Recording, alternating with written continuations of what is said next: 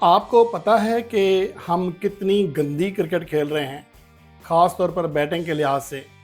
अगर नहीं तो मैं आपको इस वीडियो में बताने जा रहा हूँ कि दुनिया की टॉप टीमें किस तरह खेल रही हैं और हमारी टीम किस तरह खेल रही है। हमारी सिलेक्शन का क्राइटेरिया क्या है और गैर मुल्की जो टीमें हैं उनका क्या है। तो ये वो चीज़ें हैं जो हमें समझने की ज़रूरत है और उसके बाद ही हम अपनी टीम को बेहतर कर सकते हैं।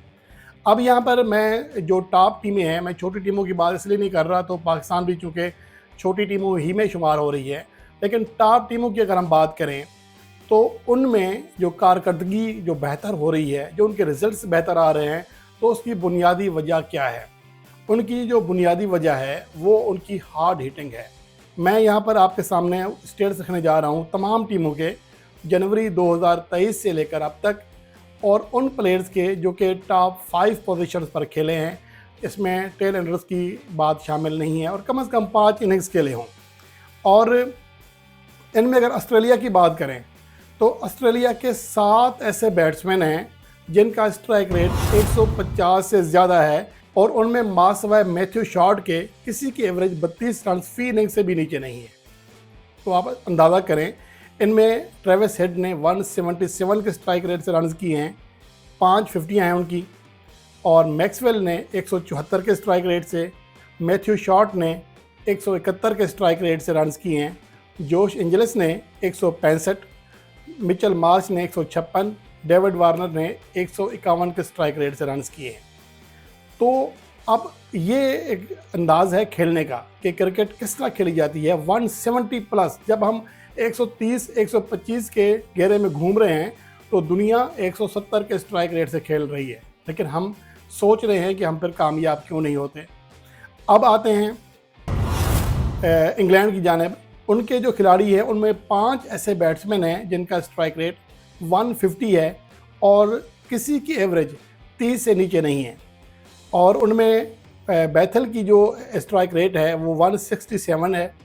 फिल साल्ट ने 165 के स्ट्राइक रेट से रन किए और 28 इनिंग्स में 3 सेंचुरियाँ 3 फिफ्टियाँ की हैं। हैरी ब्रोक ने 159 के स्ट्राइक रेट से रन किए हैं। लियाम लिविंगस्टन ने 156, जोस बुटलर ने 153 और जॉन ब्रेस्टो ने 142 के स्ट्राइक रेट से रन किए हैं। इनकी आप एवरेजेस देख सकते हैं, सबकी 30 से ऊपर हैं। उसके बाद न्यूजीलैंड का थोड़ा सा ऐसा लगता है कि शायद उनके जो बैट्समैन हैं वैसा खेल पेश नहीं कर सके, जिनमें फिन एलन वाहिद खिलाड़ी हैं जिनका स्ट्राइक रेट इस हफ्ते में 150 प्लस है। और टेम सिफर्ट, वाज़ेह है कि मैंने पहले भी कहा था कि वो खिलाड़ी सिर्फ शामिल हैं जिन्होंने टॉप 5 पोजीशन पर कम से कम 5 इनिंग्स खेली हों, क्योंकि एक इनिंग्स की बुनियाद पर आप स्ट्राइक रेट नहीं निकाल सकते। तो ये वो खिलाड़ी हैं जिन्होंने 5 से कम इनिंग्स खेली हैं, वो शामिल नहीं हैं। अब इसमें जो बाकी 2 खिलाड़ी हैं जिनका स्ट्राइक रेट 140 से ऊपर है, इनमें एक टेम सिफर्ट हैं और दूसरे डेरल मिचेल हैं। मार्क चैंपमैन का स्ट्राइक रेट नीचे रहा, रचन रविंद्रा और केन विलियमसन का 124 रहा है, डेवन कॉनवे का 115, विल यंग का 101।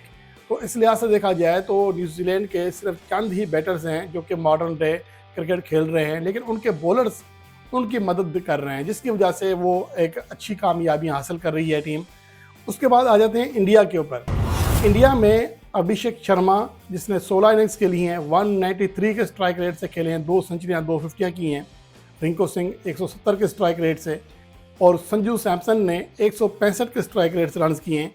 और आप ऊपर से देख सकते हैं यशवी जायसवाल, रोहित शर्मा, तिलक वर्मा और उसके बाद सूर्य कुमार यादव, गीकवाड, इन सब का स्ट्राइक रेट इस अरसे में 150 रहा है।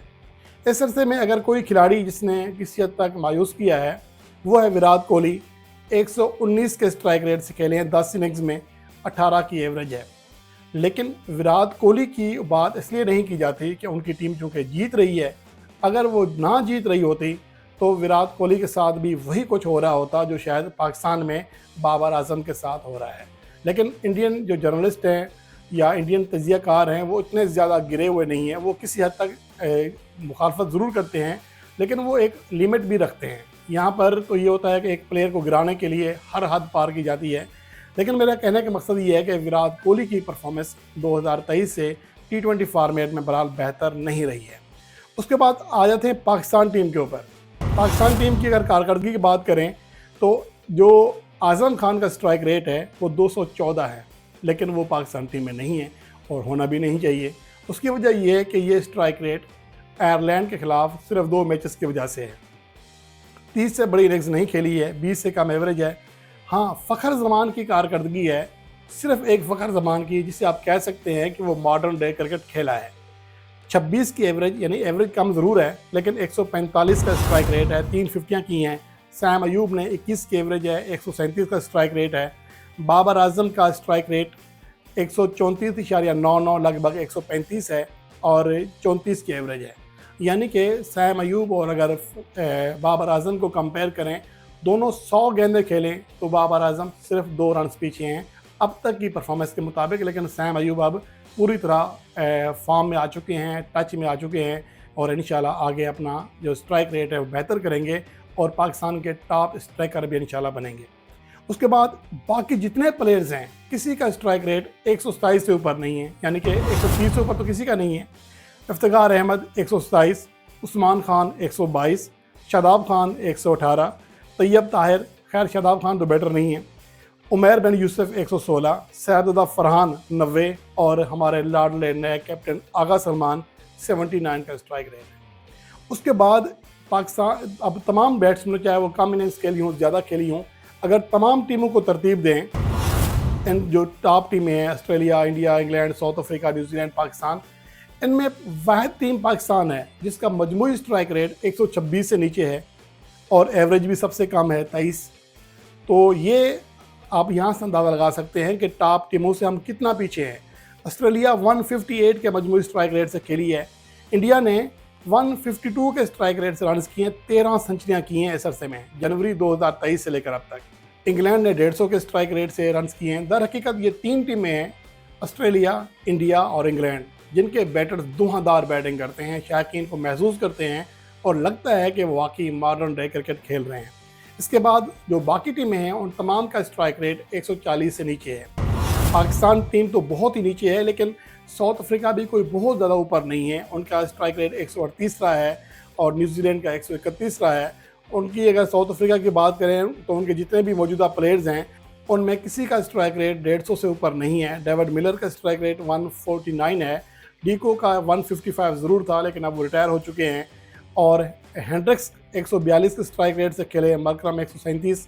यहाँ हैरानकुन बात यह है कि हेनरिच क्लासन का स्ट्राइक रेट 130 से नीचे रहा है।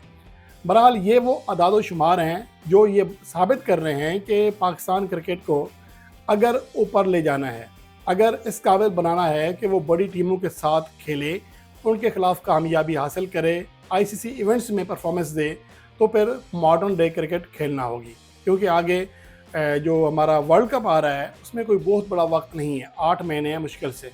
इन 8 माह के दौरान पाकिस्तान क्रिकेट को इस लेवल पर ले जाने के लिए बहुत कुछ करना है। बदकिस्मती ये है कि हमारे जो प्लेयर्स जिनका स्ट्राइक रेट डोमेस्टिक क्रिकेट में अच्छा रहा है, उनको पाकिस्तान टीम में मौका मिलता है, वहाँ परफॉर्म नहीं कर पाते। अब अल्लाह बेहतर जानता है इसकी वजह क्या है, क्योंकि ये भी हो सकता है कि बाबर आजम और मोहम्मद रिजवान का प्रेशर हो, जैसा कि लोग इल्ज़ाम लगाते हैं। लेकिन अब चूँकि ये दोनों पाकिस्तान की T20 टीम में नहीं है, तो अब ये जवाज़ भी ख़त्म है।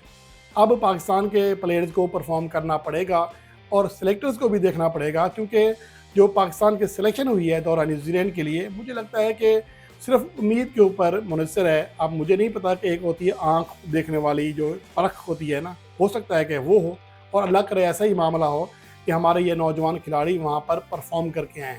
लेकिन मसला ये है कि इन खिलाड़ियों का जो रिकॉर्ड है या उनकी जो कारकर्दगी रही है डोमेस्टिक मैचेस में, वो भी कोई आउट क्लास नहीं रही है और इसी वजह से शायद इन प्लेयर्स के ऊपर तनकीद भी हो सकती है। क्योंकि ये ऐसा मौका है कि जो हमारे शायकीन हैं वो या मीडिया है, वो बाबर आजम, रिजवान और सीनियर प्लेयर से बिल्कुल नाराज़ है।